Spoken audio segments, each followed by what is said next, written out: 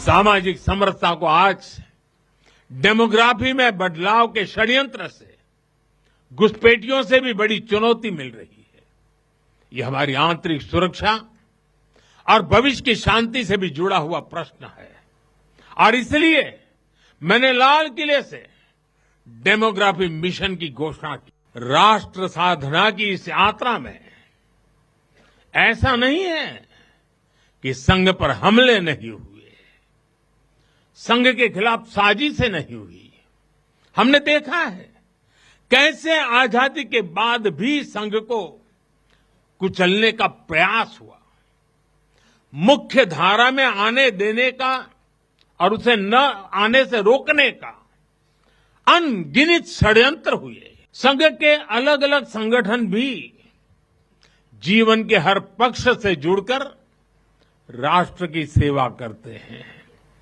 शिक्षा हो, कृषि हो, समाज कल्याण हो, आदिवासी कल्याण हो, महिला सशक्तिकरण हो, कला और विज्ञान का क्षेत्र हो, हमारा श्रमिक भाई बहन हो, समाज जीवन के ऐसे कई क्षेत्रों में संघ निरंतर कार्य कर रहा है।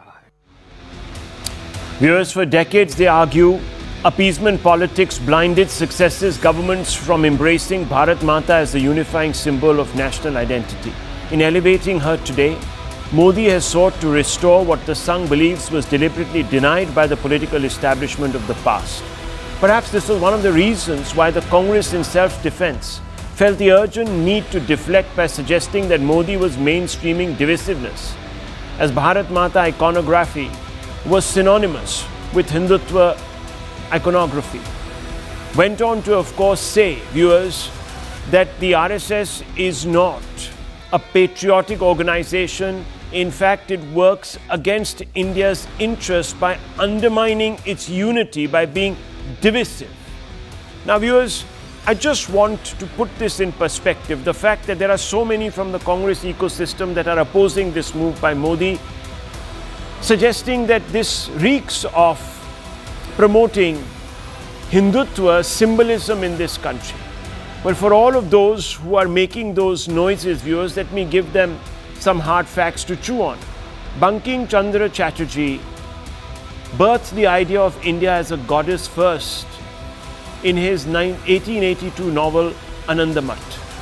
Vande Mataram, within Anandamath, the song Vande Mataram was a hymn to the goddess Durga and was adopted as a rallying cry for nationalists. Rabindranath Tagore's painting around 1905 or 4 actually, the concept was given a distinct visual form by Bengali artist Abindranath Tagore, depicting a four-armed goddess, and that's one of the symbols there, viewers. Sister Nivedita, the influential figure, helped spread Tagore's image across India through posters and banners during the Swadeshi movement following the controversial 1905 partition of Bengal. Bharat Mata became a powerful symbol of the nation during the independence struggle, inspiring protests and rallies with the chant Bharat Mata Ki Jai. But the symbolism could not be more pointed. For the Sangh, Bharat Mata is Mother India. For the Congress, the dominant imagery for decades was very different. Best captured in the phrase, Indira is India, India is Indira. That clash of worldviews, one relentless service to Mother India and the other unabashed service to a matriarch epitomizing dynasty, defines the sharpest ideological divide in India's politics. Service to nation versus service to family. Viewers, let's open this up and have an honest conversation with some stakeholders. I want to first begin with Sanjay Jha, and I want to ask him, including, of course, Vinay Sahasrabudhe. So perhaps maybe I should just start with Vinay Sahasrabudhe. Let me get his perspective on this. Sir, what is the idea behind launching this commemorative coin with Bharat Mata as the central logo? This has never happened. What is the Prime Minister and the government, and perhaps sharing the platform with the RSS, hoping to signal as a message? Well, I think this is something which was denied to the RSS. I mean, it was never, I mean, it was always portrayed as something which is devoid of any kind of legitimacy. It was some kind of a conspiracy of the rulers in the previous regime, and therefore this was a much needed correction that has been brought by Honorable Prime Minister Narendra Modi ji, and this is what the nation also wanted.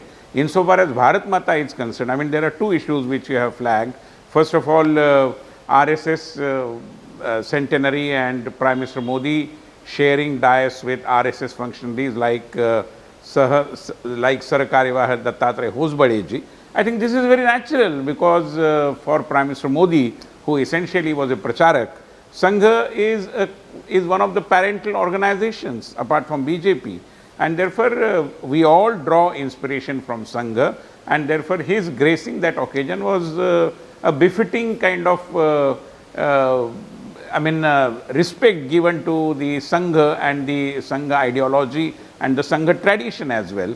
Insofar as Bharat Mata is concerned, it is, I think, this iconography, I mean, people may have their different opinions, that is fine. But Bharat Mata ki Jai is not the slogan only of the BJP or the RSS or people from the so-called right of the center ideology.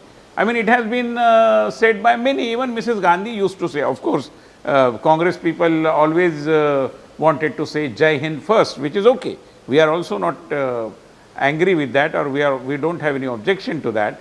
But Bharat Mata is something which has been there right since the pre-independence era, which is why Vande Mataram, because we consider Bharat as our Mata, and when we say Vande Mataram, it is our salutation to our motherland.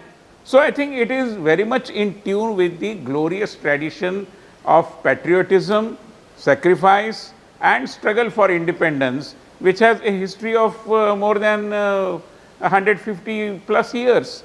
And therefore, people may raise eyebrows, they may have objections. It's a very routine thing that people are raising such issues. But I think the nation has decided that this is something which was very required.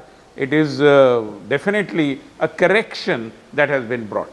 Okay, so a correction, Sanjay Jha, much needed correction. The RSS is a unifying force, much like Bharat Mata is. Rahul, good evening to you and to my fellow panelists. Please give me as much time as you gave the gentleman, Mr. Sahasrabudhe, before me. I'll keep my answer very brief. I do believe it is a day of us to look within, introspect as to where this country is headed under the Narendra Modi government. And let's go by some hard facts.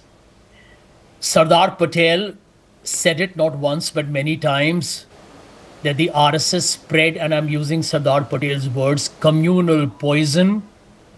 They were responsible for creating the climate of hate that led to the assassination of Mahatma Gandhi, the father of the nation. Like it or not, that is the truth.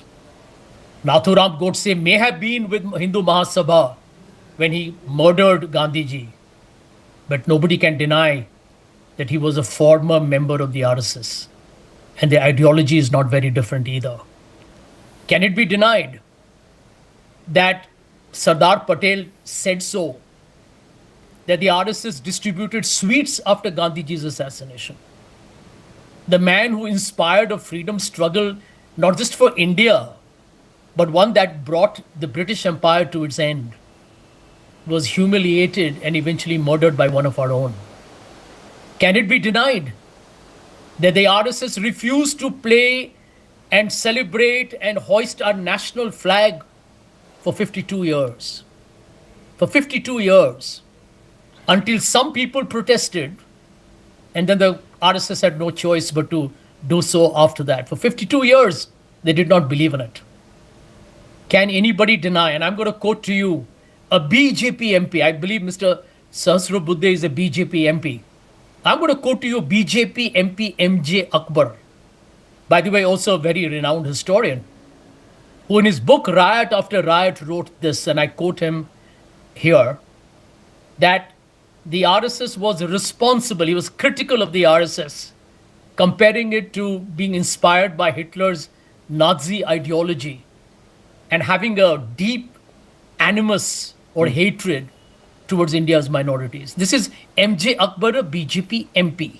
Now, I can go on and on and on and on, but let's come to one contemporary reality. This is a organization where the ban was lifted, Rahul, for one reason. They were supposed to be a social, cultural organization. Today, they run the government. Today, they are actually not even a quasi-political organization. I will request my friend Vinay ji, why doesn't RSS become the political party? Okay, so I'm not getting your thrust. You're saying that, okay, it should not be. So I'm not understanding. What are you against? You're saying, is it divisive? Is it not divisive? It was banned because it's divisive.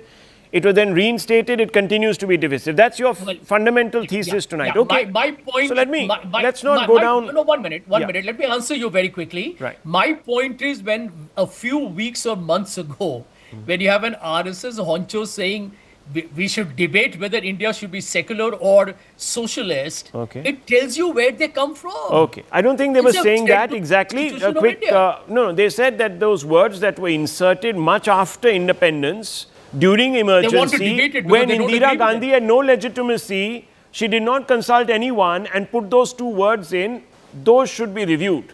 And in fact, why should anyone be committed to socialism in any case? I don't understand. Even Dr. Ambedkar said that that would be depriving Indians of the right to choose, which is fundamentally undemocratic. This is written by him in the Constituent Assembly debates when this issue was debated. So in fact, if anyone, it is the Congress that has gone against the spirit of Dr. Ambedkar's constitution. But anyhow, I just want to open this up. Dr. Ranganathan, what points would you like to make in response to Sanjay Jha?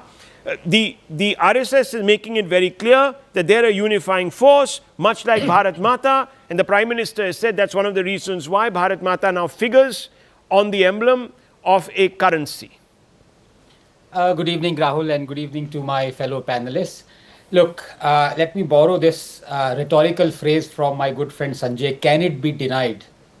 Can it be denied that Rahul Gandhi's grandfather fought alongside the Nazis in Mussolini's army, even as RSS leaders like Dada Naik Chimur, Ramdas Rampure, Tukoji Maharaj and Hemu Kalani bravely faced execution for India's independence?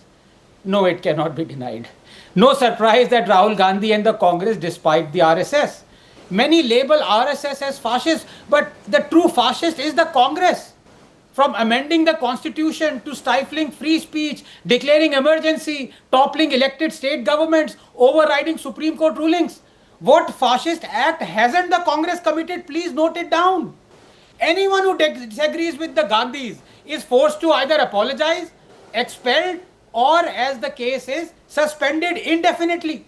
And yet they call the RSS fascist. Look, Congress harbors an irrational, I would say obsessive hatred for the RSS, blaming it for every evil. No other opposition party except perhaps for the Muslim League shares such intense animosity. And by the way, who partners the Muslim League? Look, Rahul Gandhi falsely claims no RSS members joined the freedom struggle. I guess he's not just a traditional, but also a WhatsApp university dropout. He ignores our legends like Devi Prasad Chaudhary, Jagatpati Kumar, Anna Sahib Deshpande, Ramakant Keshav, Vasant Rao Oak, Narayan Singh, Chandrakant Bhardwaj, Dada Naik Chimur, Babu Rao Begade, Lala Hansraj, Balaji Rajputkar and Hemu Kalani, who fought in the Quit India movement and faced death while having freedom struggle. From retracting lies about RSS killing Gandhi to alleging RSS orchestrated 2611, Congress never misses a chance to defame the RSS. Yes, it banned the RSS in 1947, but it was lifted by Sardar Patel himself after confirming RSS's non-involvement in Gandhi's assassination. But then, spiteful, Nehru banned the RSS organizer, jailed its editor, and then Indira Gandhi barred government employees from RSS activities, while allowing their participation in other ideological groups like Muslim League, even those who oppose Vande Mataram. Most telling, Justice Yashwant Chandrachud, former Chief Justice and father of a recent Chief Justice, twice Rahul recommended Justice Chandurkar for the Supreme Court, but Congress rejected him twice. You know why? Because Chandurkar committed the fatal error of attending the RSS chief Golwarkar's funeral. This was revealed by Chandrachud himself in his book Supreme Whispers. And while Rahul Gandhi vacationed 507,656 RSS volunteers provided COVID relief at 92,656 locations, distributing 46.63 million food packets and opening 483 treatment centers. And finally, 30 seconds, as for the Party of Freedom struggle, on August 15, 1947, Mountbatten told Nehru to not lower the Union Jack because it would make him unhappy. Nehru agreed. The INA protested. They weren't allowed to enter the Red Fort.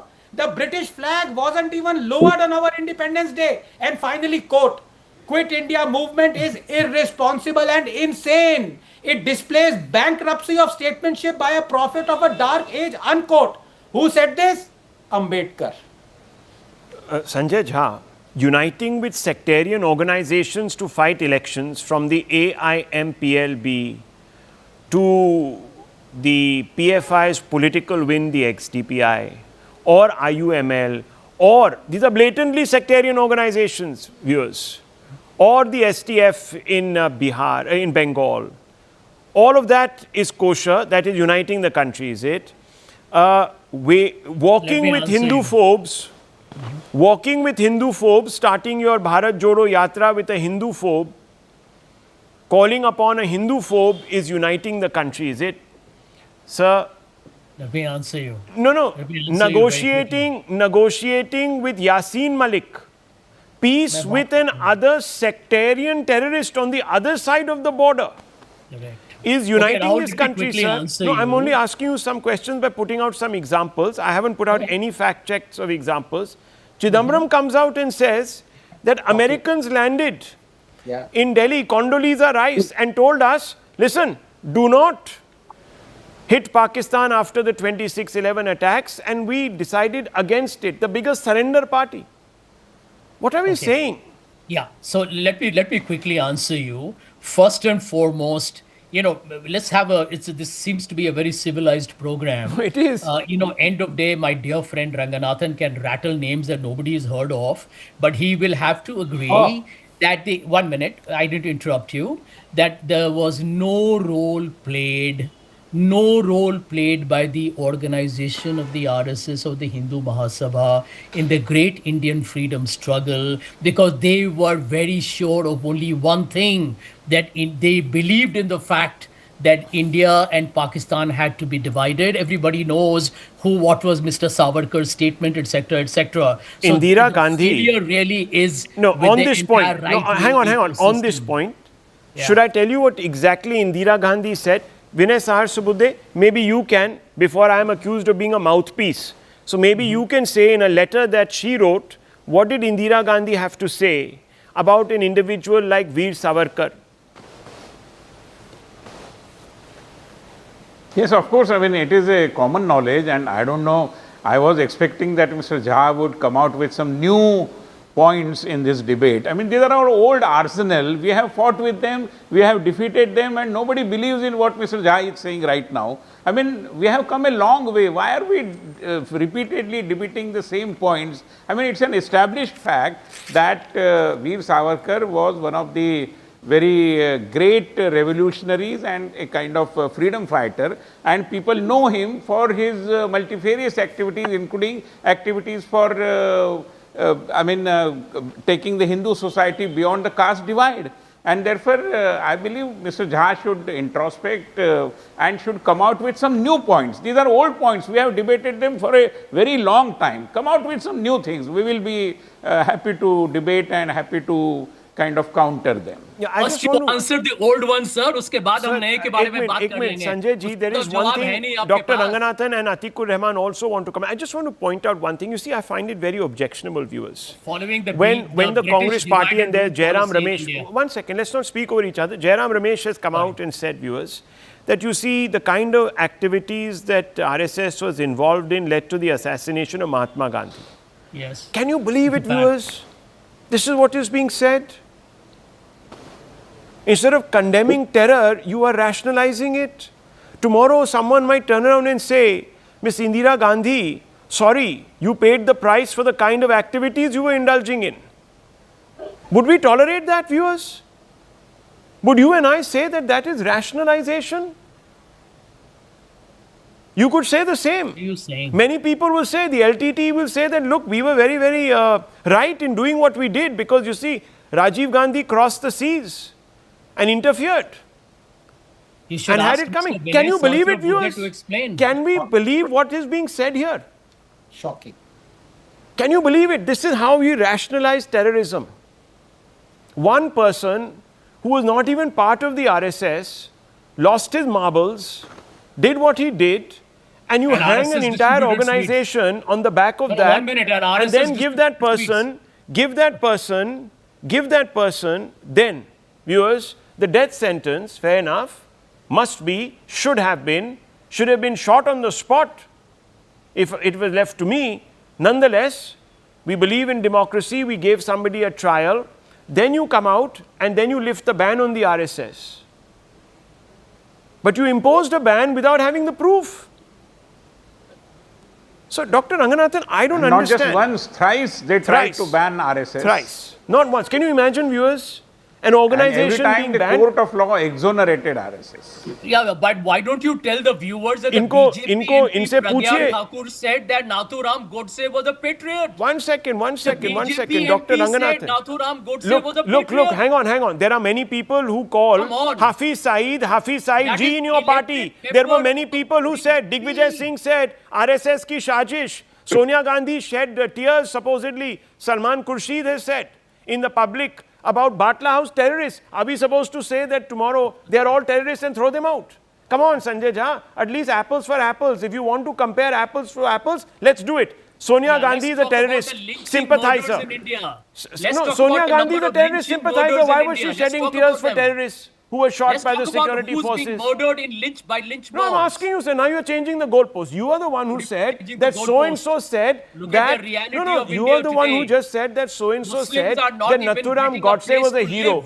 By that standard, you have Congress leaders who have said that Hafiz Saeed is a great, respectable, venerable man. Your government was negotiating with Hafiz Saeed, sending emissaries. Who is responsible for lynching, love jihad, bulldozers? Who's doing this to the Muslims in India? Have no Hindus been lynched, sir? There's a person sitting right in front of you. There's a person sitting in front of you, kicked out of his homeland. No, is that your defense? I'm asking you. Two wrongs don't make a right. I agree with you. But is that your defense? Are you going to hang the entire... No, you don't have to get so worked up. No, some people... don't get personal with me, sir. Don't get personal with me. I'm only making factual interventions here. Why are you getting so agitated here? I'm not. I'm making a point. So let him it's ridiculous. Yes, Dr. Ranganathan, respond. No, I do agree with Vinayji that this kind of tired, irrational and illogic being brought again and again. No, let's logically diffuse this. Let's not say it's irrational. Let's say it's very rational. It's clearly being stated by Sanjay Jha. He's not somebody who makes points lightly. So let's produce arguments. The jury is out on that. But by his own logic, when he says that Nathuram Godse was once in the RSS, thereby alluding, obviously insinuating, by that logic, Jinnah was also once in the Congress. By that logic, so many terrorists have left Congress and then taken to terrorism. So I have zero expectations from Congress and their supporters. I don't want them to think or talk about anything to which I want action on. What disappoints me, and here Vinayji is not just a dear friend, he's my elder brother and an inspiration. I want to ask him, and through him the government. Indira Gandhi banned government servants from taking part in RSS activities. Believe it or not, that ban was lifted only last year. I want to ask him, 5 years of NDA 1, 10 years of NDA 2 under Modi. Why was that ban kept for 15 years, Vinayji? Why blame Congress? Okay, let's, Dr. Ranganathan, all of that, let's park aside because it just we'd go down one wormhole. Let's keep it to the center. Today we're talking about the fact that the Congress is escalating an attack saying that the RSS doesn't deserve the honors it is getting. That's the fundamental focus of this debate tonight. One second, I want to bring in Atikur Rahman. I think Sanjay ji is also back with us. You see, Shyama Prasad Mukherjee, the Venerable Shyama Prakash Mukherjee was also in the Congress party. So was Jinnah. Many people were part of the Congress movement. They went and did what they had to. Do we now suggest that the Congress was anti-national because Jinnah was part of it? Or it was against the interests of Muslims because Shyama Prasad Mukherjee was part of it. So these are all puerile arguments. But let's just come back to Atikur Rahman here. I want to ask you, Mr. Rahman, a fundamental question. Today, many people have a problem with Bharat Mata's depiction on a coin. What would you say to these people? Well, thank you, Rahul. Rahul, first and foremost, I have a very, very different reading and research towards the RSS. And that does not in any way says that it's a socio-cultural organization. It's a communal organization. And I would like to educate myself through Mr. Vinay and Dr. Ranganathan, if they can. If Bharat Mata is Bharat Mata, then what is the meaning in the RSS books of Prithvi Bhumi, India being a Prithvi Bhumi, not a Matrubhumi? Secondly, for secularism, they always, quote Mrs. Gandhi inserting secularism in the preamble, not having a parliamentary thing on that. So was secularism only inserted by Mrs. Gandhi? Was secularism not debated in the Constitutional Assembly? That secularism, why they don't practice. Third important point is, if Mr. Vinay can explain me, that if the RSS wants to come clean on all these 100 years, what they have done to the minorities, especially the Muslims, they can educate me saying that, no, the Muslims are part of India, the Christians are equal citizens of India, even though they look towards Makkah to be their religious sites and Vatican to be the religious site. Mr. Sahasrabudhe, quick response. Quick response, sir. And Dr. Ranganathan also raising his hand. Yes. Well, I think if I take the third point which our learned friend made over here, it has been our belief that Hindutva is the other name of spiritual democracy. And therefore, we don't mind if somebody worships Allah or somebody worships Christ or whichever the God, because in India we have been saying Ekam Sat Vipra Bahuda Vadanti.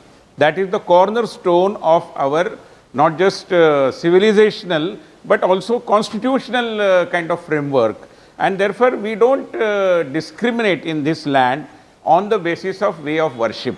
Having said that, even we consider Muslims, Christians and believers of other several sects as well as the sons and daughters of Bharat Mata, and therefore they should also equally be saying that we don't mind if you worship a particular God. Ekam Sat Vipra Bahuda Vadanti applies to all of us. If everybody agrees and if everybody also says that my way or highway cannot be the rule, there cannot be any monopoly, there cannot be any hegemony, then I think there would not be any quarrel. And that is the simple argument RSS has been making. Okay, but Dr. insofar as cultural thing is concerned, let me make one small point. Yes, sir. I recall Morarji Desai, when Janata Party broke on the subject of dual membership so-called, Morarji Desai was asked by a media person saying that the RSS says that they are a cultural organization.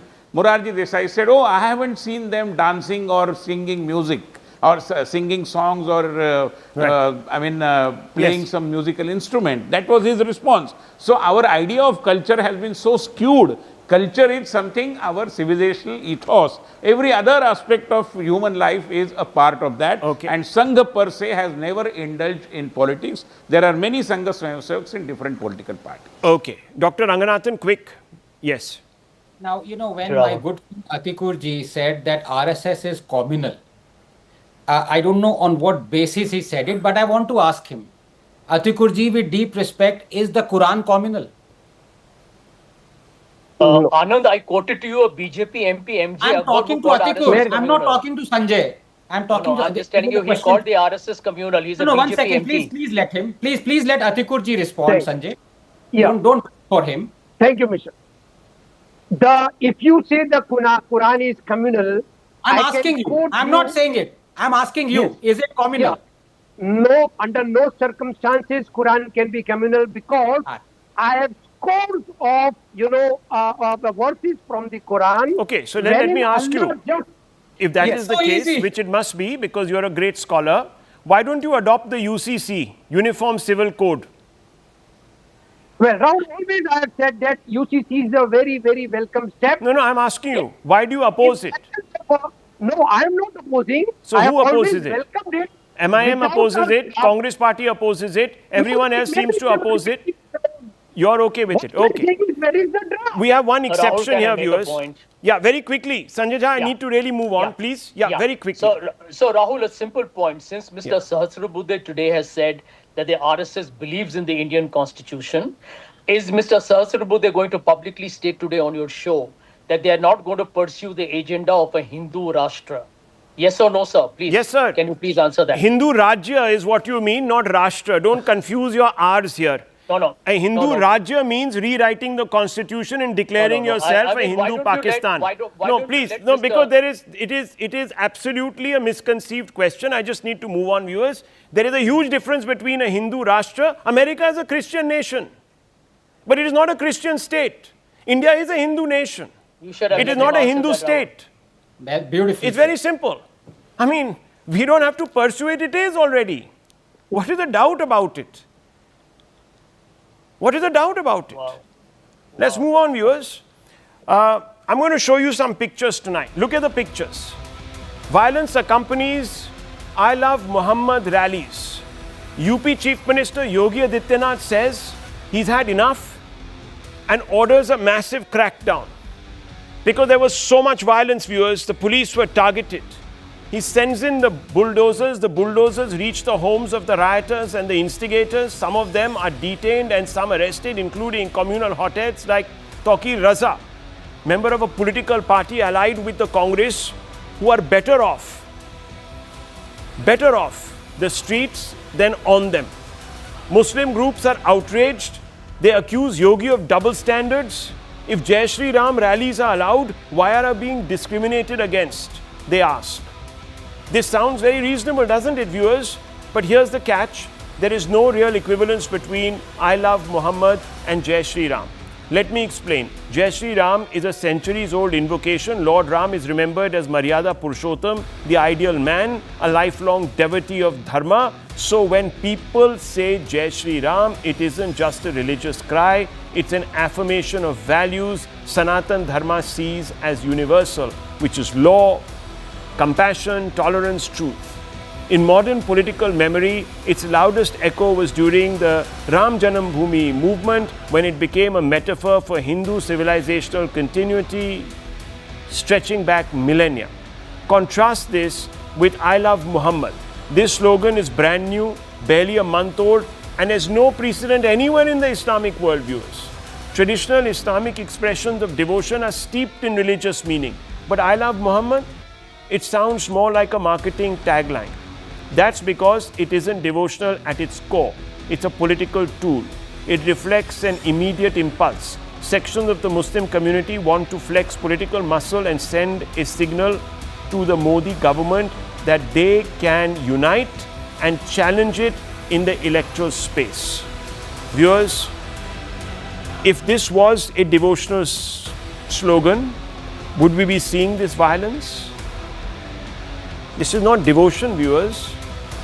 This is antagonism. That's why the I Love Muhammad slogan, though not illegal, sits uneasily in a plural public square like India's, and that's why it is okay to ban these rallies. And I want to open this up. Nikhil Jain joins us. Pradeep Bhati, spokesperson of the SP, is also with us. Nikhil Jain, why are you complaining? People break the law. You have to draw the line. Rahul, and the law of the land is that there is a clear Supreme Court judgment that until and unless a due notice is given, bulldozers cannot be used to destroy private property. This entire idea of bulldozer justice is nothing but anarchy and a lawless state and a police state in function. If people are rioting, prosecute them, try them, convict them, put them in jail. But just because there are allegations against certain individuals and you go around bulldozing their houses, that is not how it can be done. And numerous cases have unearthed in the country wherein Hindus' houses have been bulldozed wrongfully, Muslims' houses have been bulldozed wrongfully, and the courts have directed people to be paid compensation by the authorities. And it is not some politician who pays that money. Who pays that compensation? It is you and I. It is us, the taxpayers, whose money is paid when this bulldozer justice is used as a political narrative. Okay, so Law and Nikhil order in Jain, Uttar Pradesh is an absolute joke, and the it's bulldozer okay is not to a be a supremacist. It's okay to spread hate on the streets of this country, but not face the consequences. Okay, one second. Let me just bring in Dr. Ranganathan on this point. Try Yes. them, convict them, put them in jail. You cannot take law into your hands. Dr. You cannot Ranganathan, would you like to indict in respond contempt to of the Supreme great Court. lawyer, advocate for this kind of stuff? What can one say? Yes, go ahead. So are you saying that Supreme Court judges are idiots? Okay. Are you willing to say that, Rahul? Are you willing to say I'm not that? going to use Are you those willing to say epithets. that? You might be wanting to use them, but I will certainly be able to question their you wisdom. certainly No, suggest hang on, that. hang on. Certainly No, suggest it's that. okay for the Congress party to call Supreme Court judges. Not No, idiots, you viewers. are the one I'll tell you what they suggesting. call them. You are They the call one them suggesting sold it. out. Are No, you hang sold on. out courageous enough to stooges? say One that? second. They call them Are you sold out courageous enough to say stooges. that? It is okay for the Congress party, and No, they're no. taunting if me. you are saying that the Supreme Court, no, I'm asking you. Nikhil I'm Jain, asking you, Rahul, one second. I'm Don't asking make you, are you silly willing to say comments that here. Supreme Court Don't judgment is reduce this. idiotic? Are Don't you reduce saying the that Supreme seriousness Court of this should- debate. You the began Supreme on Court a judgment should be okay. One thrown to the second. bin? You began on a good note. Don't stretch the point. As free citizens, we can question the wisdom of the Supreme Court any day. Now, you might choose to think of them as idiots or as very bright people or as No, you are the exceptionally one who was gifted. claiming that. I have not said anything. Yes, I have not used the word. You use the word. You live with it. I'm only saying that it's okay to question the wisdom of the Supreme Court. Now, if you think that is questioning and making someone seem like an idiot, that's your problem. Maybe the Congress doesn't have a democratic tradition where they believe in challenging or questioning, they only believe in accusing. That's why you line up and you accuse the Supreme Court of having become the stooges of Modi. That's what you say. That's okay. Do you agree okay. that Dr. an accused Ranganathan. person cannot Yes. be guilty until One the second. offence is proven against Dr. him? Ranganathan. Yes. Let him come in. Yeah. You know, Nikhil, 3 minutes ago, I was asked to speak. You know, I never interrupt you. And Rahul, I don't know about Gen Z, but something's wrong with Gen Z. But sorry for repeating that, but it's quite, I've been told it has Getting been too appreciated. cliched, Dr. Ranganathan. I was told it was appreciated by none other than Nikhil. So at the risk of repeating myself, I apologize. Look, what's the problem out here? The problem is twofold. Number one, I take strong objection to Muslims brandishing freely of their own free will and celebrating the slogan, I love Muhammad. First of all, there is a Quranic edict. It is also in Bukhari and 2 other hadiths that the Prophet's name has to be taken with a salawat. That means you have to append the name with peace be upon him or something in Arabic to that effect. So you cannot just say, I love Muhammad. Shame on any Muslim who is just saying, I love Muhammad. Where has your reading of Quran gone? You should come to me. I will teach you how things are said properly in Islam. Number 2, I frankly have no issue with I love Muhammad or I love anybody else as long as you respect the law. But is the law being respected? I'll give you 2 examples. One is right in front of you. The permissions of 7 such rallies have not been taken. Yeah. Now the same Nikhil who was actually agreeing for a change with me that the Shaheen Bagh was illegal as ratified by the Supreme Court because I it never agreed illegally to that. blocked a road, is now all right with illegal blocking of road or marching on the road illegally without taking permission just because he is too scared to state the obvious for appeasement's sake. Rahul is misquoting him. Now, one second. Now, please. Did you believe that Shaheen Bagh was legal? Please don't put words in my mouth. Number Shaheen Bagh 2. was a legitimate right of the people to protest. I have never agreed with you. Dr. Ranganathan, don't misquote me. You can make whatever points you make. We can agree or disagree, but you don't misquote. Nikhil, we've been here before. I don't want to bring out the tape. You said Supreme Court was right in saying that Shaheen Bagh in blocking the road was illegal. Didn't you say so? I never He said it. that. I was No, there very absolutely much. He not. said You it were there. anyhow. I mean, It's okay. but- Look, Rahul, you that's- know, these chaps, it's okay. You know, a flip and a flop, it doesn't Run the matter. footage. Run It's the okay. footage then. Yeah, we'll have to pull it out, sir. I'll send it to you on Twitter, then people will laugh at you. So I'll send it to you on Twitter. We'll do it. No problems. But the Yeah. more important thing, and this is where I expose the hypocrisy of such people. There are umpteen videos of dozens of Muslim youth with hundreds of stickers, I love Muhammad, going around traffic signals and pasting them on the bikes of people. Mostly Muslim. Now, if a Hindu were to do it, would the same people not say that this is the age of Nazis? Hitlerism is out here. You are what next? You are brandishing us. What is this? You are brandishing the bikes of Muslims as you are actually othering people from your own community. So two illegalities have been committed here. Mr. Bhati, instead of standing with the state of this country, you're standing with individuals that are using religion to provoke. Why, sir? No, absolutely not. Good evening, all. The question one must ask, rather should have asked, why there is lawlessness in UP? Why Honorable CM of UP is clueless about what is happening in the state? Why always see reactive approach where the government or the police should be preemptive? And there is only two reasons which I see where the UP government is competent enough to anticipate these acts in advance, or the government is willing or wishfully even allowing these violent acts to happen. Can I ask you a question? Can I ask you a question? Since you're talking about preemptiveness, one second. Since you're asking about no, it's a very important point. I'm only going to ask you, since you want the Yogi government to be preemptive, then you should agree with the fact that two Congress leaders, Mr. Masood and company, have been detained. When they were thinking of going to Bareilly, they were locked up. Is that okay? Preemptive action? What the Tawfiq, he was house arrest? What action was taken because he was the one who was. No, I'm asking you, are you okay? I'm asking you now. If Boti Masood was told that, sorry, you can't go, we are detaining you, we are putting you under house arrest, that is preemptive action. Are you okay with preemptive action? You just said you were, so I'm asking you. Rahul, I'm asking you the same question.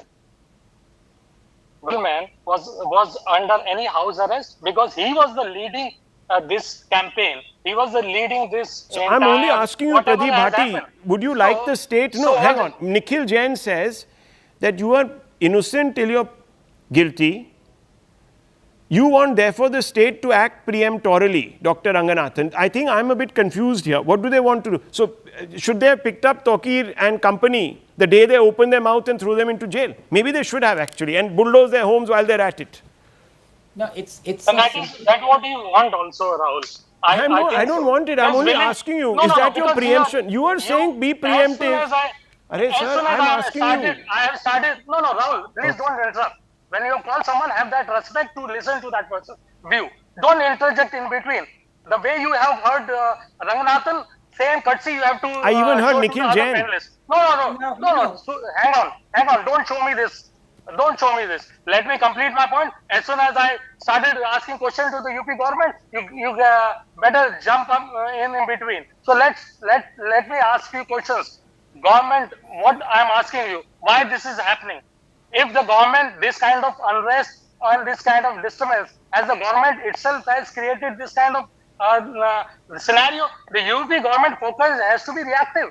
And what I see that they want to showcase that single lifestyle, self-style Robin Hood image of the UPCM. Okay. And that what should be actually. What is the point you're making, Mr. Bhati? I'm confused. What is the point you're making? Give me one line, make the point. What I am saying is, why always there is a reactive action? Okay, why should there be reactive? Okay, so why allow something to happen? That's what you're saying, no, Mr. Bhati? Let me complete. This is my first question. Let me complete. Why are you in so hurry? Because I have another debate to do, sir. 5 minutes, yeah. No.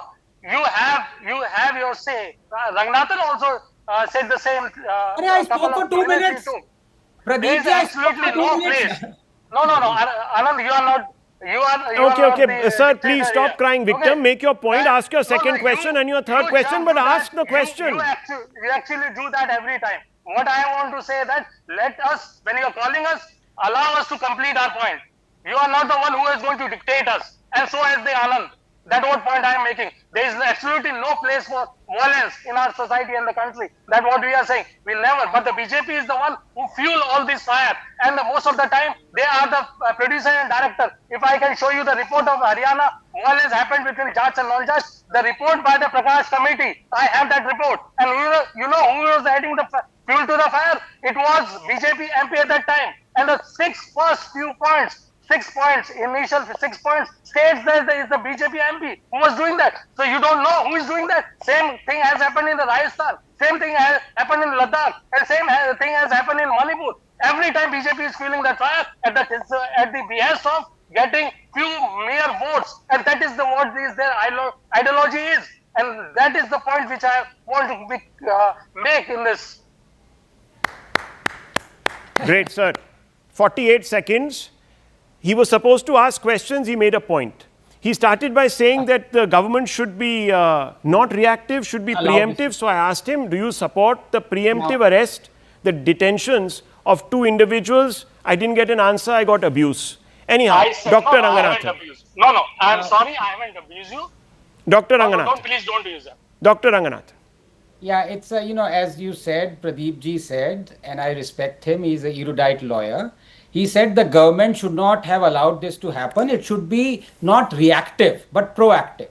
It's a simple question to Pradeep ji. Why did the Samajwadi Party government fire on the Kartavaya and killed 16 of them? It was the Supreme Court instructions order. To fire. Are you not aware of it? Are you not aware of it? Why did it allow it to happen? Why was it reactive? Why was it reactive? Why did it react? You asked me the question. Why did it allow to happen? Pradeep, you're a lawyer.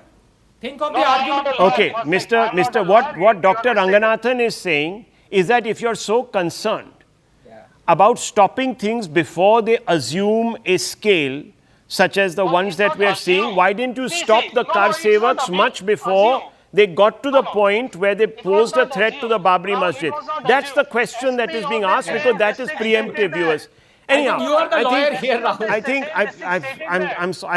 I'm very confused in this debate. Anyhow, okay, we are done, sir. We are done. We will be preemptive. I'm sure Mr. Yogi Adityanath has heard your clarion call, and he will be preemptive. Before people can express themselves, they will be thrown into prison. Then you will cry murder of democracy, the fact that people have been tried even before the crime has been committed. This is an absurd logic, but I'll move on, viewers, because we are going from the sublime to the ridiculous. Let's move on, viewers. The scale is unprecedented. I want to talk about POK. The anger is unparalleled. The demand is azadi. You can see it on the streets there of Pakistan, and the Pakistani state is bearing its genocidal fans to contain the fire. 8 civilians were killed today as violent protest in POK continued for the 3rd consecutive day. POK has been racked by massive protests led by the Joint Awami Action Committee over the denial of fundamental rights in the past 72 hours, including a complete shutdown of markets, shops and local businesses, as well as a halt on transport services. Many analysts say that this protest is now in uncharted territory as the protesters threaten to march to Muzaffarabad, the provincial capital, and take over the state assembly. If they succeed, it would be a mortal strike to the Pakistan state, a virtual Tahrir Square moment, and a severe diminishing of General Munir. Let's go and ask some questions. Fakhar Yousafzai, senior journalist from Islamabad, is here with us. Dr. Amjad Ayub Mirza, POK activist, is here with us. Let me come out to you, Mr. Yousafzai. I want to ask you a question. General Munir says that he is completely in command in Pakistan, that people respect the Pakistani government, that it is legitimate. Then what are we seeing here? Thank you very much, Rahul ji. Actually, the Kashmiri people are protesting. This is not the first time they are protesting. Their protest started from 2023, and they have legitimate demands from the government.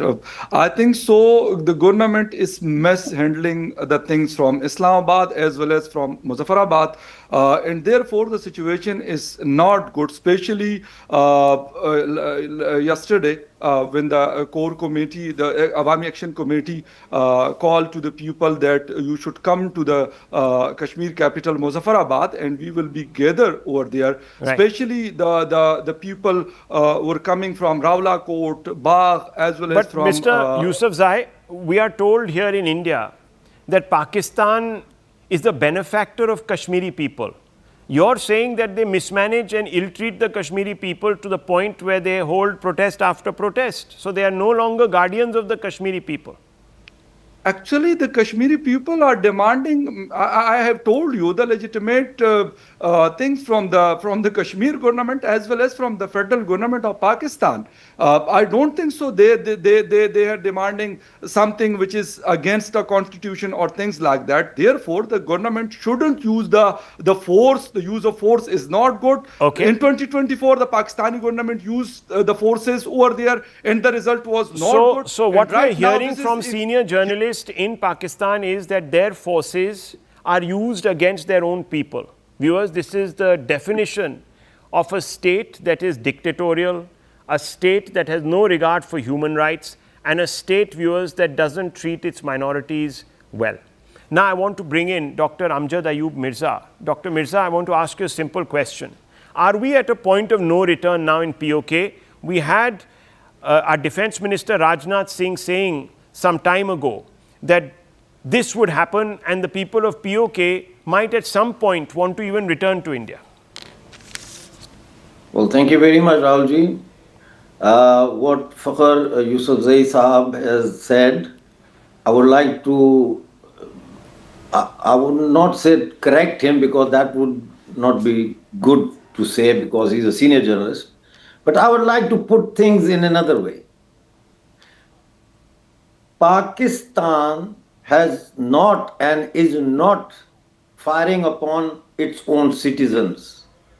Pakistan is firing upon Indian citizens because POJK is part of India, and according to 26th of October 1947, instrument of accession signed between Maharaja Hari Singh and Lord Mountbatten, the last Governor General of India, this whole region was united with India. Therefore, by default, legally, every single person living in POJK and Gilgit-Baltistan is an Indian citizen. We are under the occupation of Pakistan. Pakistan is not firing upon its civilians. Pakistan is firing upon its subjects. We are their subject. We are not equal to them. And now we have called an emergency meeting in which we are going to decide what the next step is going to be, because there is total silence from the Indian Home Ministry. Indian Home Minister Amit Shah is also the Home Minister of POJK and Gilgit-Baltistan. We are now in a state of war, sir. We are in a state of war. And we are now seriously considering forming a government of Jammu Kashmir in exile. And we are in negotiations with the diaspora and people on ground. And we are going to take this issue up ourselves. You know, the POJK police refused to open fire on Kashmiris. And in retaliation, the Punjab police and Rangers opened fire on our police and killed 3 policemen. Shocking. They were not killed by the protesters. Are you saying, They were Dr. killed by Mirza, Punjab police. are you saying, Dr. Mirza, that this is a point of now no return? That, yes, there have been protests in the past, they have been quelled, but this one is different. And how is it different? This is totally different, yeah. How? This is different because now people are raising slogans of Azadi. From the economic demands that it started with, they are now transformed into political demands.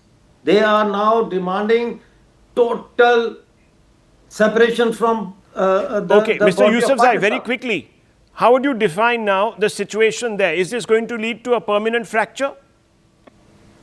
Yeah, of course, as the videos are coming from Muzaffarabad, Rawalakot, and different areas of Kashmir, especially the Shaukat Nawaz Mir Sahab, who is leading this Awami Action Committee in Kashmir. We are receiving different videos from him, and as he said that we are not fighting against the Kashmir government or the Pakistani government or forces, but if they will force us for all these things, of course we will go for might be possible something. This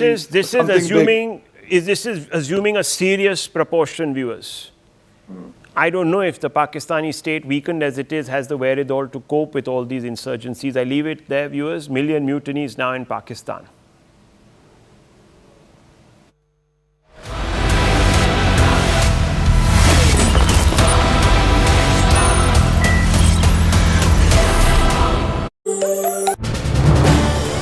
This is News 18 Network.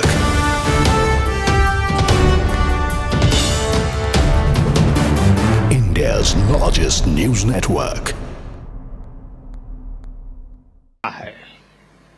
हम सभी जानते हैं 26 जनवरी को गणतंत्र दिवस की parade की कितनी अहमियत होती है। 1963 में 1963 में आरएसएस के स्वयंसेवक भी 26 जनवरी की उस राष्ट्रीय परेड में शामिल हुए थे और उन्होंने आन बान शान से राष्ट्रभक्ति की धुन पर कदम ताल किया था। इस टिकट में उसी ऐतिहासिक क्षण की स्मृति है। साथियों, संघ के स्वयंसेवक जो अनवरत रूप से देश की सेवा में जुटे हैं, समाज को सशक्त कर रहे हैं, इसकी भी झलक एक स्मारक डाक टिकट में है। मैं इन स्मृति सिक्कों और डाक टिकट के लिए देशवासियों को बहुत बहुत बधाई देता हूं।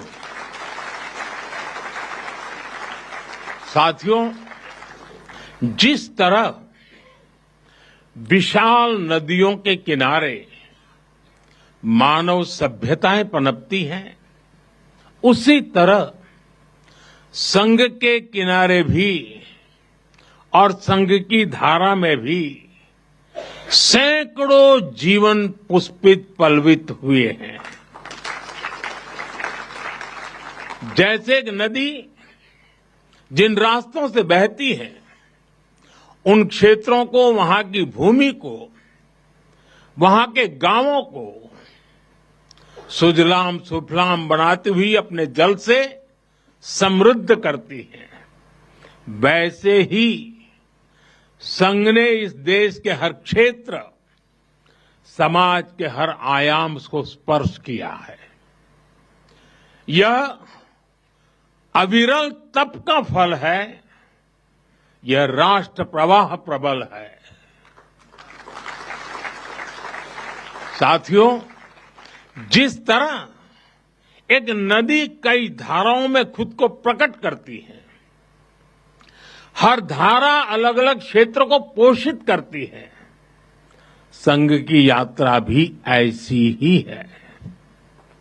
संघ के अलग अलग संगठन भी जीवन के हर पक्ष से जुड़कर राष्ट्र की सेवा करते हैं। शिक्षा हो, कृषि हो, समाज कल्याण हो।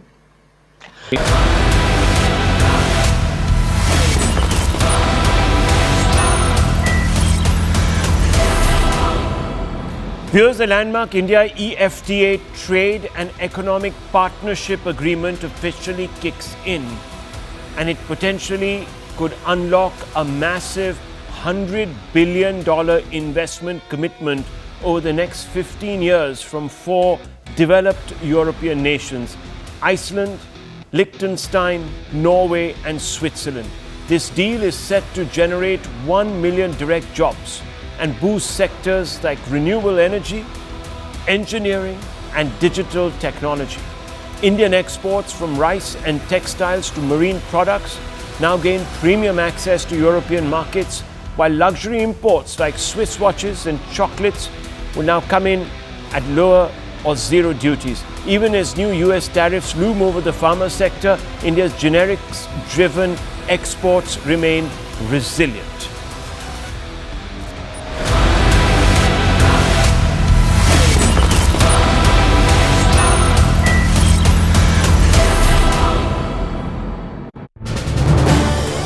This is News 18 Network.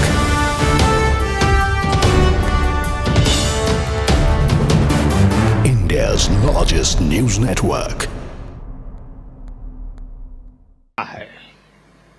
हम सभी जानते हैं 26 जनवरी को गणतंत्र दिवस की परेड की कितनी अहमियत होती है। 1963 में 1963 में आरएसएस के स्वयंसेवक भी 26 जनवरी की उस राष्ट्रीय परेड में शामिल हुए थे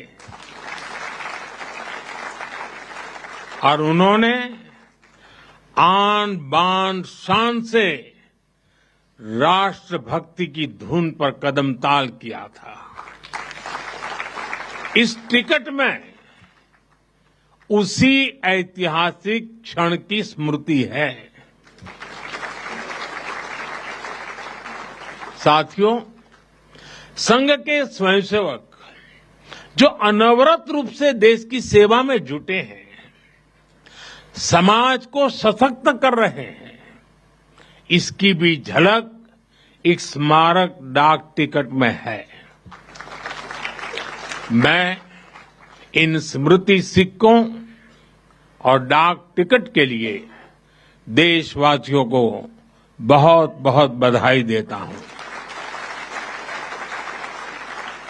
साथियों, जिस तरह विशाल नदियों के किनारे मानव सभ्यताएं पनपती हैं, उसी तरह संघ के किनारे भी और संघ की धारा में भी सैकड़ों जीवन पुष्पित पल्वित हुए हैं। जैसे एक नदी जिन रास्तों से बहती है, उन क्षेत्रों को, वहां की भूमि को, वहां के गांवों को सुजलाम सुफलाम बनाती हुई अपने जल से समृद्ध करती है, वैसे ही संघ ने इस देश के हर क्षेत्र, समाज के हर आयाम को स्पर्श किया है। यह अविरल तप का फल है, यह राष्ट्र प्रवाह प्रबल है। साथियों, जिस तरह एक नदी कई धाराओं में खुद को प्रकट करती है, हर धारा अलग अलग क्षेत्र को पोषित करती है, संघ की यात्रा भी ऐसी ही है। संघ के अलग अलग संगठन भी जीवन के हर पक्ष से जुड़कर राष्ट्र की सेवा करते हैं। शिक्षा हो, कृषि हो, समाज कल्याण हो, आदिवासी कल्याण हो, महिला सशक्तिकरण हो, कला और विज्ञान का क्षेत्र हो, हमारा श्रमिक भाई बहन हो, समाज जीवन के ऐसे कई क्षेत्रों में संघ निरंतर कार्य कर रहा है। और इस यात्रा की भी एक विशेषता रही है। संघ की एक धारा अनेक धारा तो बनी, मल्टीप्लाई तो होती गई, लेकिन उनमें कभी विरोधाभास पैदा नहीं हुआ, डिवीजन नहीं हुआ, क्योंकि हर धारा का, विविध क्षेत्र में काम करने वाले हर संगठन का उद्देश्य एक ही है, भाव एक ही है, राष्ट्र प्रथम, nation first. This is News 18 Network.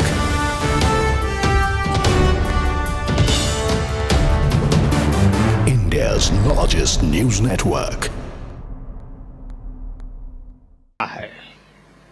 हम सभी जानते हैं 26 जनवरी को गणतंत्र दिवस की परेड की कितनी अहमियत होती है।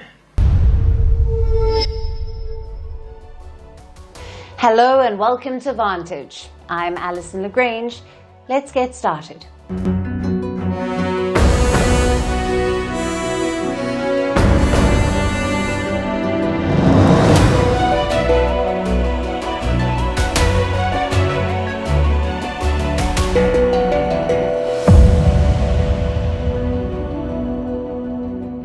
The United States has shut down its government. It happened at midnight in Washington. This is America's first shutdown in almost 7 years, and it has left millions confused. The reason is simple: a deadlock over spending. Republicans and Democrats couldn't agree on a budget, so the government ran out of money. Essential workers like air traffic controllers will keep working, but without pay. Non-essential staff will be sent home on unpaid leave. That means hundreds of thousands of people affected. And outside America, there could be delays in visa services. Each week of a shutdown also shaves growth off the world's biggest economy. So this is not just America's problem. The impact will be felt far beyond Washington. Tonight on Vantage, we'll decode the implications. And also on the show, how India is making moves to globalize the rupee. What did Trump tell the American generals? Why Taiwan and the US are at odds over chip manufacturing, and how OpenAI's Sora 2 could put it at odds with artists. And first, as always, the headlines. The death toll from the Philippines earthquake rises to above 60. The 6.9 magnitude earthquake struck off the coast of the island of Cebu. Search and rescue operations are on to find survivors. This is one of the strongest earthquakes to hit the island nation in a decade. Russian President Vladimir Putin likely to visit India in early December, where he will hold talks with Prime Minister Narendra Modi. Last month, the two leaders briefly met in China. It was on the sidelines of the Shanghai Cooperation Organization summit. Putin's India visit comes amid trade tensions between New Delhi and Washington. Russia says the situation at the Zaporizhzhia nuclear power plant in Ukraine is under control. This comes after Ukraine's Volodymyr Zelensky warned that the plant was critical following a week-long power cut. Zaporizhzhia is Europe's largest atomic energy plant.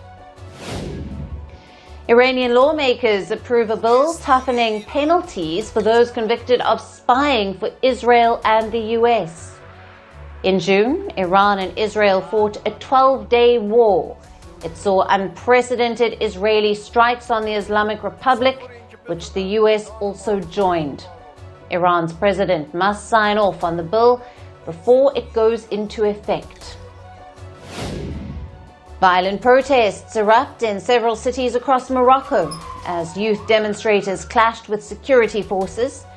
The protesters are demanding reforms in the public health and education sectors. The youth-led protests have been initiated by a collective known as Gen Z 212. And Germany's famous Oktoberfest shuts down over a bomb threat. As police investigate a deadly incident elsewhere in Munich, authorities swept the entire site of the annual beer festival. Oktoberfest is considered the largest such gathering in the world. Last year, nearly 7 million people attended it.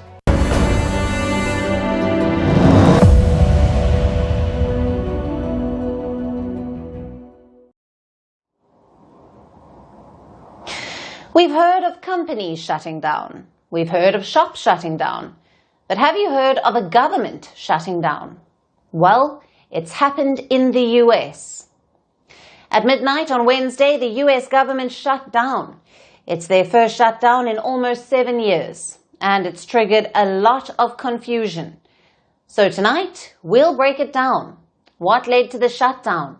How is President Donald Trump reacting? And what will the impact be? Now, the trigger is a deadlock on spending. America's new financial year started earlier today, but the government doesn't have a budget. President Trump's Republican Party has proposed a bill, but the opposition Democrats have rejected it. They want to ramp up spending on public health care. Also, they want to roll back previous cuts. This deadlock has triggered the shutdown. Because the Republicans alone cannot pass a budget that requires 60 votes in the US Senate. And how many do they have? Only 53. Both sides are hoping to capitalize on this crisis. The Republicans are hoping the public will blame the Democrats for the shutdown. And the Democrats? They're billing their fight as the good fight, a fight for cheaper healthcare. And this situation isn't unprecedented. America has had around 20 shutdowns in recent history. Trump's first term had 3 of them. His last shutdown in late 2018 was the longest in history. It lasted 36 days and cost the US $3 billion. Which brings us to the second question. What will the impact be?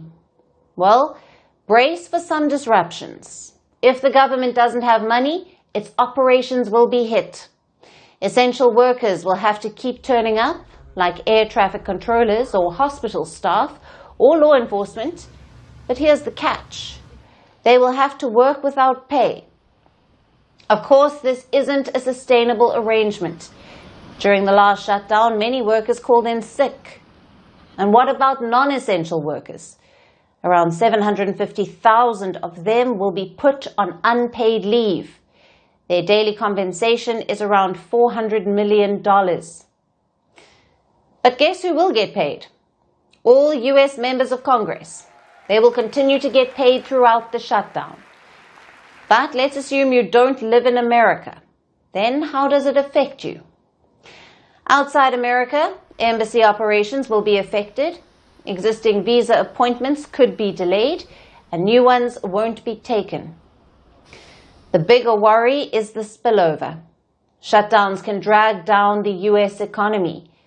Each week could shave 0.1 or 0.2% off the GDP growth. Again, there's a catch. For starters, the impact depends on how long the shutdown lasts. And secondly, the economic hit can be reversed. Basically, when the shutdown ends, the growth rebounds. Which brings us to the last question. How is Trump reacting? Surprisingly well. Yes, he has blamed the Democrats for what happened, but he's also looking at it as an opportunity. We can do things during the shutdown that are irreversible, that are bad for them and irreversible by them, like cutting vast numbers of people out, cutting things that they like, cutting programs that they like. They're taking a risk by having a shutdown because of the shutdown, we can do things medically and other ways, including benefits. We can cut large numbers of people out. We don't want to do that, but we don't want fraud, waste, and abuse. And, we're cutting that. So Trump says he will lay off workers during the shutdown. He also plans to cut so-called wasteful spending. It's unclear whether he is serious. Maybe it's a tactic to pressure the Democrats to come to the table. Or maybe Trump actually sees an opportunity here. A chance to do what his campaign promised, to downsize the US government. Precedent says the Democrats will come around because the opposition is inevitably blamed for a shutdown. But for the world, it's a wake-up call. We have built a global system with the US at its center, whether it's for international payments or global trade or even foreign investments. But look how unreliable the US is. And America's political differences are not reducing. If anything, the gap is widening, meaning these shutdowns could become even more common. Let's hope it's a wake-up call for the world. Now let's talk about the Indian rupee. It has had a rough 2025 so far. The global turmoil has impacted the rupee's value. The Indian currency has depreciated considerably. Yesterday, it dipped to record low against the US dollar. Today, it saw some recovery. The reason was an announcement by the RBI. That's the Reserve Bank of India, the Indian Central Bank. The RBI is trying to make the rupee more resilient. Now, it's taking steps to globalize the rupee. The aim is to make the rupee stronger in world trade. So what's the plan? Let's break it down. The 3 big moves. The first one is linked to reference rates. Now, what are reference rates? Every day, the RBI publishes benchmark rates. These rates dictate the value of the rupee against global currencies. How many rupees you are going to get for $1, euro, or a pound. So far, rates for only 4 currencies were published: the American dollar, the euro, the British pound, and the Japanese yen. Now, the RBI plans to add more currencies. More reference rates will be introduced, starting with Indonesia's rupiah and the UAE's dirham. Both countries are major trading partners for India. How would this help? Now, it will make it easier for Indian businesses to trade in these currencies. So that's the first move. The second one is about special overseas trade accounts. What are these accounts?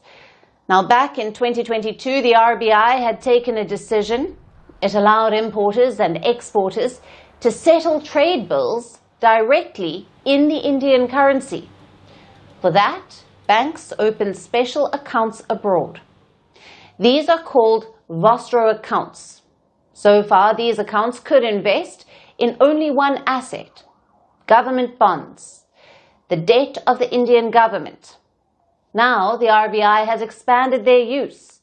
The balances can also be used to buy corporate bonds and commercial papers. In simple terms, rupees earned abroad can be invested back into India's companies, and this could improve the demand for the rupee. The third move is about loans given to India's neighbors. India's banks can now lend them in rupees. Now, this is for 3 countries in particular: Bhutan, Sri Lanka, and Nepal. This means these countries can borrow directly from Indian banks and without using the US dollar. This step would help in promoting the rupee as a regional trade currency. So those are the 3 moves: reference rates for major trading partners, expanded use of rupee balances in overseas trade accounts, and allowing rupee-denominated loans for India's neighbors. Now, what's the goal behind these steps? Broadly, the RBI is trying to achieve 2 objectives. First, it wants to boost the rupee's role in global trade. Right now, most trade is settled in dollars, even when India trades with friendly countries, and the RBI wants to change that. It wants exports to be priced in rupees and imports to be paid for in rupees. The second objective is protection. Currencies can be volatile, and any disruptions can make them swing wildly. We are already seeing the impact of Trump's tariffs. The US has imposed record tariffs on Indian goods. It has put pressure on the rupee. It has reduced the Indian currency's demand. By promoting the rupee for trade, the RBI wants to build a shield. So even if the dollar spikes, or if any trade sanctions hit, India can still trade in rupees. And it's not the country doing this. China wants to globalize the yuan. South Korea is making similar moves. South Korea's currency is called the won. It is mulling a new system, one that can handle won payments around the clock. So many countries want an alternative to the dollar. India is not the only one. The RBI calls these steps enablers. They are not an immediate substitute, but they will lay the groundwork for the globalization of the rupee. It was a gathering like no other. Hundreds of senior US military officers packed into a hall in Virginia. We're talking about generals and admirals. Some of them had flown in from active combat zones. Why? None of them knew. All they got was a summons from their boss. That's Pentagon Chief Pete Hegseth. He asked the top brass to assemble on Tuesday. Minutes into the meeting, it was clear why. The meeting wasn't about strategy or warfare. It was about politics. The Trump camp has long complained about wokeness in the military. This was their chance to push back. And leading the push was Hegseth himself. He keeps talking about the warrior ethos. On paper, it refers to a set of military ideals like honor, duty, and courage. But for this administration, it is political. It is about fighting so-called woke ideology. Hegseth focused a lot on the physical standards. He attacked so-called fat generals in the Pentagon. Frankly, it's tiring to look out at combat formations, or really any formation, and see fat troops. Likewise, it's completely unacceptable to see fat generals and admirals in the halls of the Pentagon and leading commands around the country and the world. It's a bad look. It is bad, and it's not who we are. He also announced two major changes. First is the role of women. Hegseth says combat troops must fulfill the highest male standard, and if women cannot measure up to it, he says, so be it. But when it comes to any job that requires physical power to perform in combat, those physical standards must be high and gender neutral. If women can make it, excellent. If not, it is what it is. If that means no women qualify for some combat jobs, so be it. That is not the intent, but it could be the result, so be it. In 2015, the US had open combat roles to women. Hegseth is effectively ending that. Secondly, he is giving a free hand to senior officers. In the past, soldiers have complained of abuse by superiors, including racist and sexist abuses. So the Pentagon had created rules to crack down. For example, you could lodge anonymous complaints against abusive superiors. But Hegseth is rolling those back as well. I'm issuing new policies that will overhaul the IG, EO, and MEO processes. I call it the no more walking on eggshells policy. We are liberating commanders and NCOs. We are liberating you. No more frivolous complaints. No more anonymous complaints. No more repeat complainants. No more smearing reputations. No more endless waiting. No more legal limbo. No more sidetracking careers. No more walking on eggshells. His basic argument was this: a military is meant to do just one job, and that's fight. Everything else is a distraction, even if it's meant to improve gender equality or social justice. Protocol or shock, not a single general clapped. Move out and draw fire, because we are the War Department. Godspeed. Room, attention.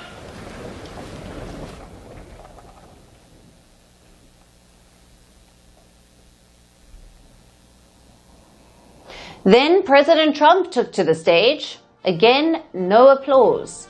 It was so silent that the president only openly asked for claps. I walked into a room so silent before. This is very... Don't laugh, you're not allowed to do that. You know what, just have a good time.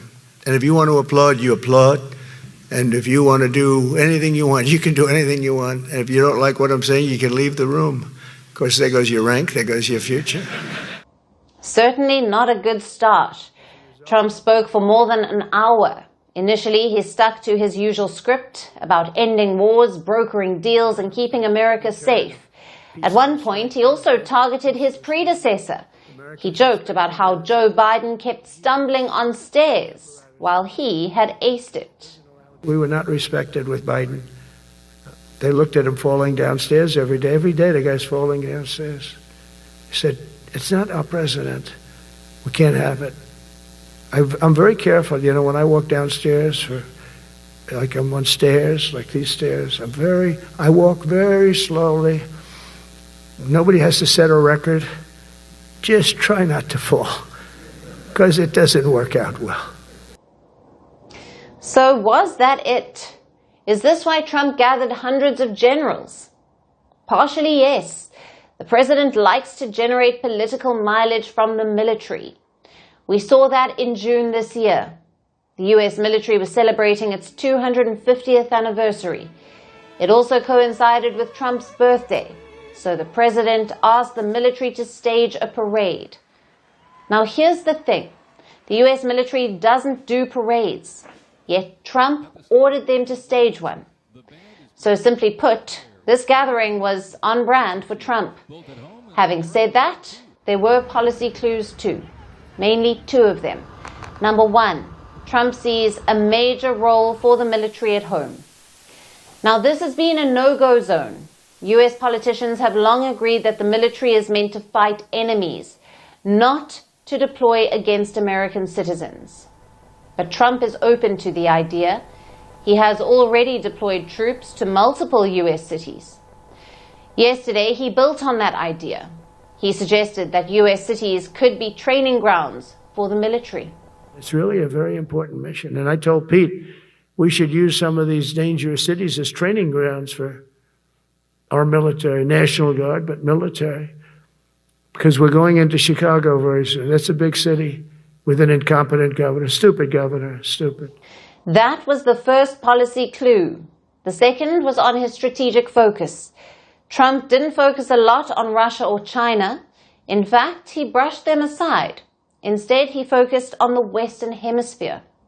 Together with the leaders here today, we're also restoring a needed focus on defeating threats in the Western Hemisphere. Throughout this region, cartel terrorists have been allowed to wage a relentless campaign of death and destruction on our country, all because we had weak leadership on top. And we did a great job with it first term. Trump has deployed warships, and these comments match the policy. He deployed these warships against Venezuela. He has imposed tariffs to meddle in Brazil's domestic politics, and he's bailing out his ally in Argentina. Clearly, Trump is intensifying his focus on the region. This isn't exactly a new approach. Decades ago, the US followed the Monroe Doctrine. It basically demanded complete US supremacy in the Western Hemisphere. In recent years, the US had shifted away from that. They turned to West Asia and to the Indo-Pacific. But Trump is reorienting once again. Let's see if it translates into new moves on the battlefield.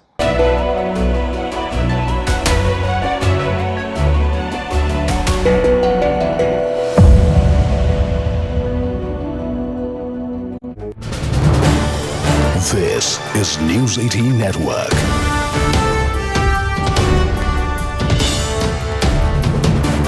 India's largest news network. हम सभी जानते हैं 26 जनवरी को गणतंत्र दिवस की parade की कितनी अहमियत होती है। 1963 में 1963 में आरएसएस के स्वयंसेवक भी 26 जनवरी की उस राष्ट्रीय परेड में शामिल हुए थे और उन्होंने आन बान शान से राष्ट्रभक्ति की धुन पर कदम ताल किया था। इस टिकट में उसी ऐतिहासिक क्षण की स्मृति है। साथियों, संघ के स्वयंसेवक जो अनवरत रूप से देश की सेवा में जुटे हैं, समाज को सशक्त कर रहे हैं, इसकी भी झलक एक स्मारक डाक टिकट में है।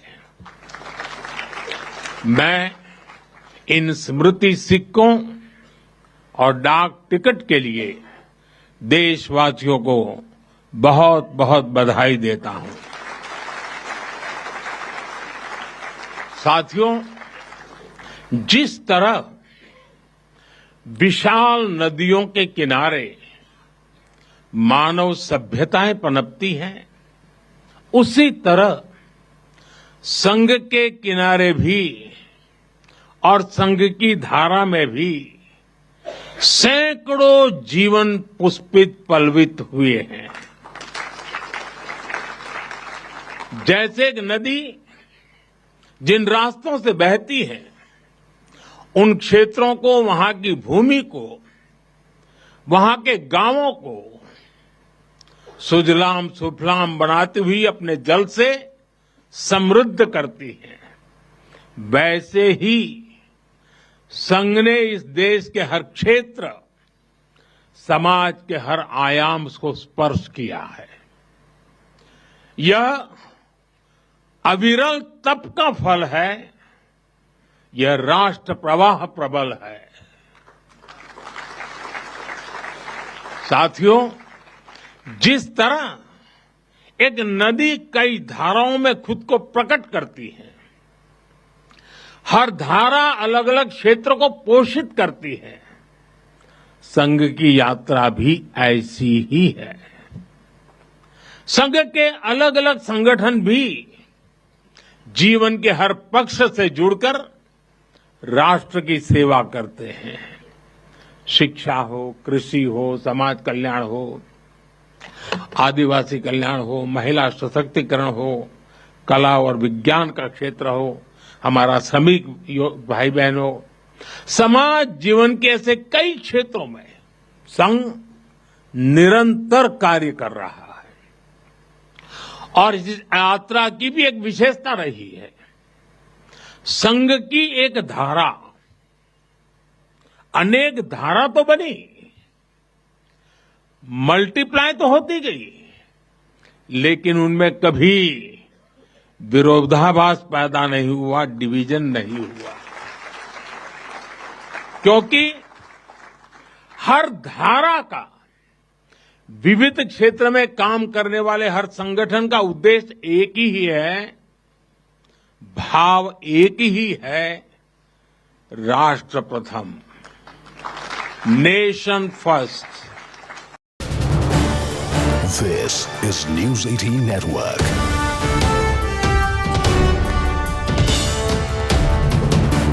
India's largest news network.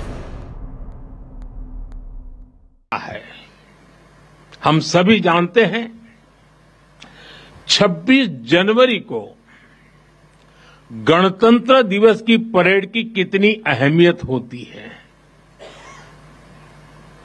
1963 में 1963 में आरएसएस के स्वयंसेवक भी 26 जनवरी की उस राष्ट्रीय परेड में शामिल हुए थे और उन्होंने आन बान शान से राष्ट्रभक्ति की धुन पर कदम ताल किया था। इस टिकट में उसी ऐतिहासिक क्षण की स्मृति है। साथियों, संघ के स्वयंसेवक जो अनवरत रूप से देश की सेवा में जुटे हैं, समाज को सशक्त कर रहे हैं, इसकी भी झलक एक स्मारक डाक टिकट में है। मैं इन स्मृति सिक्कों और डाक टिकट के लिए देशवासियों को बहुत बहुत बधाई देता हूं। साथियों, जिस तरह विशाल नदियों के किनारे मानव सभ्यताएं पनपती हैं, उसी तरह संघ के किनारे भी और संघ की धारा में भी सैकड़ों जीवन पुष्पित पल्वित हुए हैं।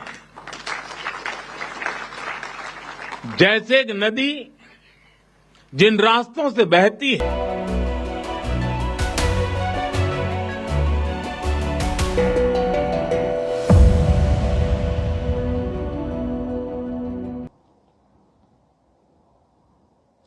Our next story takes us to Argentina.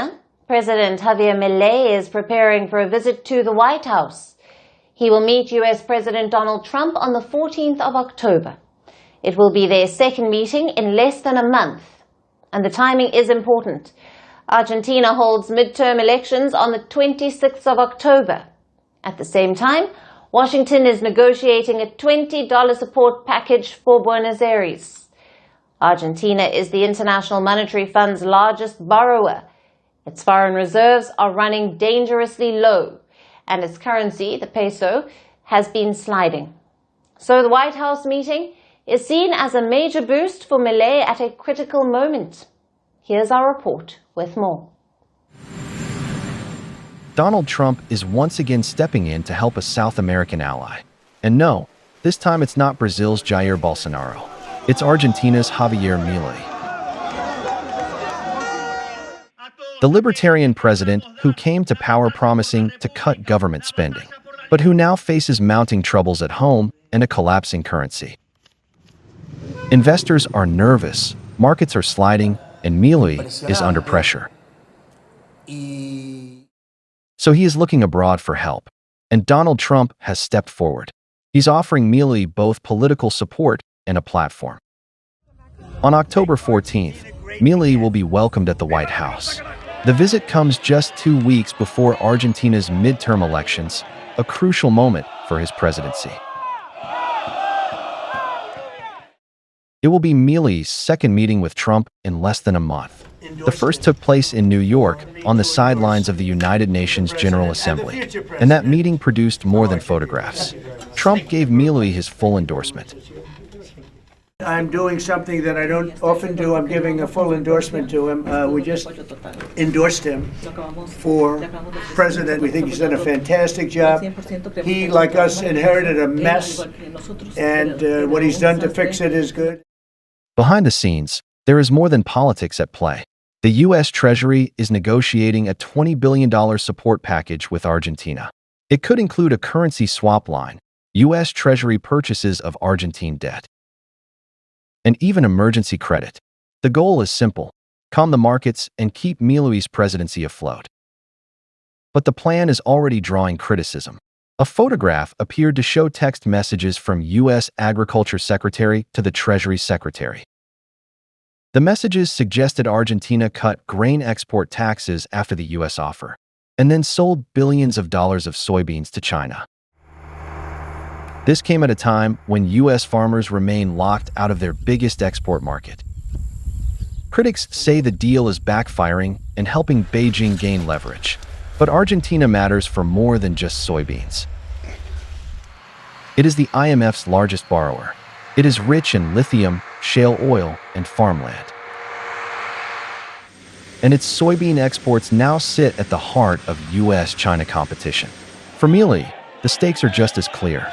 Foreign reserves are dangerously low. The central bank has been burning through dollars to defend the peso, and Argentina's currency has been sliding fast. That is why Milley calls Trump's support so close to an election unprecedented, and why a White House meeting matters so much. But Milley's problems at home run deeper. Inflation has slowed from nearly 13% a month to under 2%. But that came at a cost. Subsidies for food, transport, and health care have been slashed. Real wages are falling. At least 1 in 3 Argentines now lives in poverty. In Congress, Milley's vetoes have been overturned. Lawmakers have passed bills that increase spending. At the same time, corruption scandals have shaken his government. The president's sister and close aides have been accused of wrongdoing. His approval ratings have dropped in recent months, and all of it comes to a head at the ballot box. So, the clock is ticking. Midterm elections in Argentina are on October 26th. For Milley, the next few weeks will decide his future. For Argentina, it could be the difference between recovery and another crisis. And for Trump, it is a test of how far his influence now reaches beyond America's borders. The world runs on tiny slivers of silicone. They are invisible gears behind everything.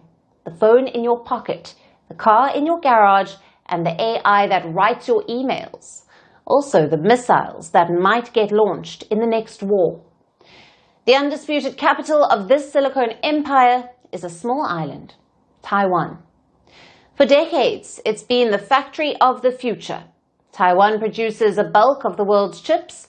That dominance has earned it a nickname, the Silicon Shield. But the US has now made a big request for Taiwan. It wants Taiwan to split production. Basically a 50-50 deal with Washington. Half the chips will be manufactured in the United States. Now what's the logic for this? The US Commerce Secretary, Howard Lutnick, has made clear on TV, in his words, Taiwan makes 95% of the world's advanced chips. That's too risky. If China invades, America can't just ship chips across the Pacific. So it's better to make half of them at home. That's the logic that Lutnick has given. On paper, America's argument makes sense. This is about supply chain security. Washington doesn't want one strike to take out the world's chip supply. There's also industrial strategy. Chips are the new oil. Whoever controls them controls the future of AI and technology. There's also the political optics. 2026 is the year of midterm elections. Now, made in Arizona sounds a lot better than shipped from Taipei. The US has already nudged TSMC, Taiwan's crown jewel, will be building factories in Arizona, but even that isn't enough. Washington wants more. And what is Taiwan saying? In Taipei, the answer was blunt.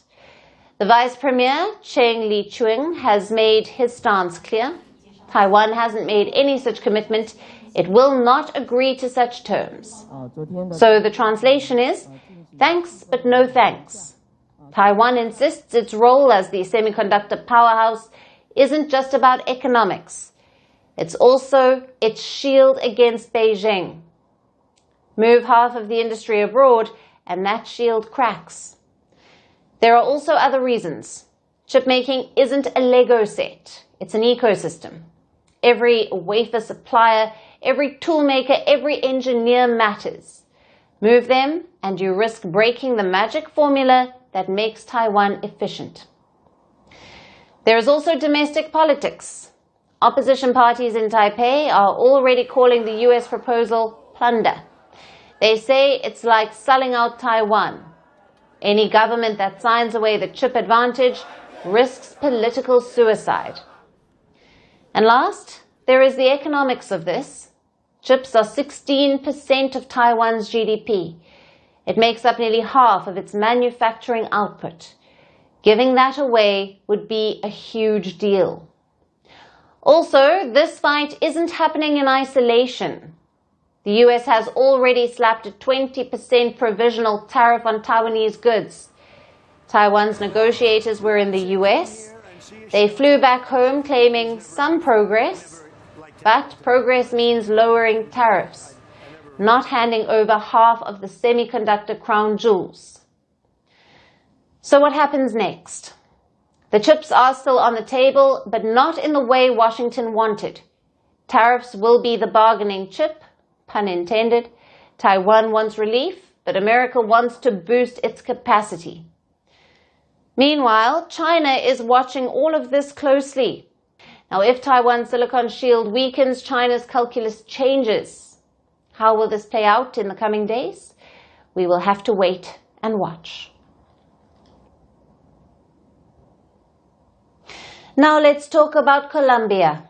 Colombia has taken a sharp turn in its foreign policy. Its president, Gustavo Petro, has fired his entire embassy team in Beijing. He accused them of blocking his outreach to China. This comes months after Colombia joined China's Belt and Road Initiative. It's a move that signals a break from Washington. Even though Colombia's trade with the US is worth billions. But Petro says dependence on America is colonial. His relations with the US are already strained. There are tariffs, of course. The US has also slapped visa restrictions on Colombians. And now tensions have escalated again. First over trade, and now even over the war with Gaza. Here's a report.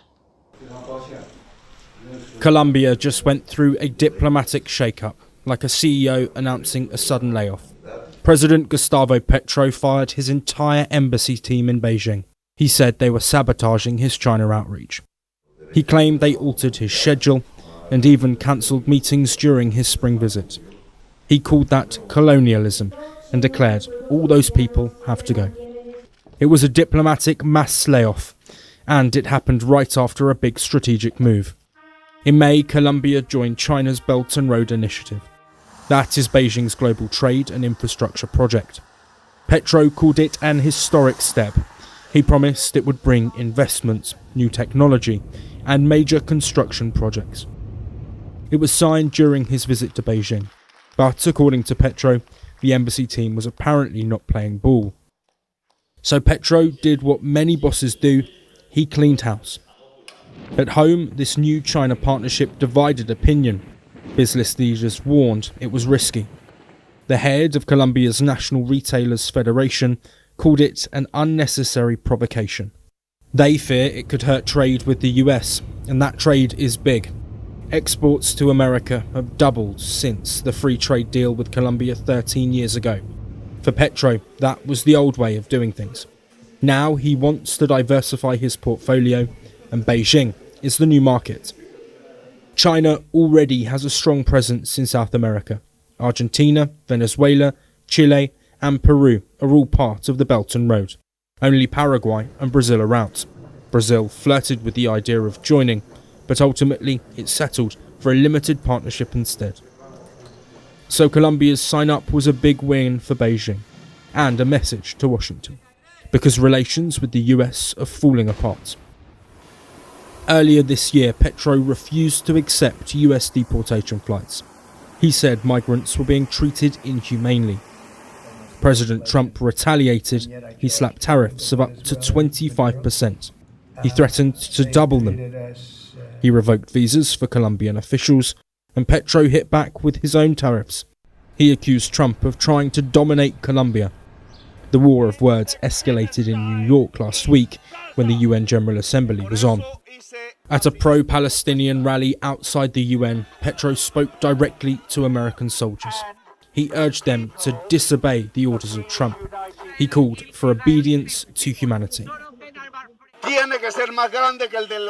It has to be bigger than that of the United States. That's why from here, from New York, I ask all the soldiers of the Army of the U.S. not to point their guns at people. Disobey the orders of Trump. Obey the orders of humanity. The US State Department reacted quickly. It said Petro's words were reckless and incendiary, and announced it would revoke his visa. Petro replied online, "I do not care." He said the move showed the US no longer respects international law. Petro has also linked his China strategy with his position on Gaza. He asked Beijing and others to support a United Nations army of peace. He said diplomacy alone was useless, and only a stronger force could stop the violence. He claimed Indonesia had already promised 20,000 volunteers. For him, China is not just an economic partner, it is also a political ally. So how should the world see this? Imagine a company in crisis. The CEO sacks his entire office in one city. He calls it a fresh start. He announces a big new partnership. His board members, in this case business groups, are divided. Some say it's a brilliant move. Others warn it risks losing the biggest client. Meanwhile, an old rival, the United States, is imposing new penalties.